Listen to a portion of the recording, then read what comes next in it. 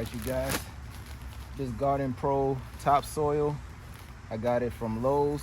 Right here it says great for raising and leveling flower beds, ideal for filling holes in your yard, all-purpose maintenance soil.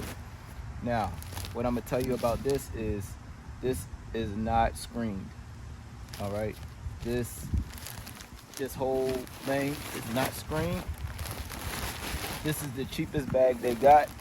I think it's $1 and something or $2. But as you can see, it got a lot of chips in it. It has a lot of wood chips in it, and I'm just giving you the heads up just in case you thinking about doing this to level out your lawn.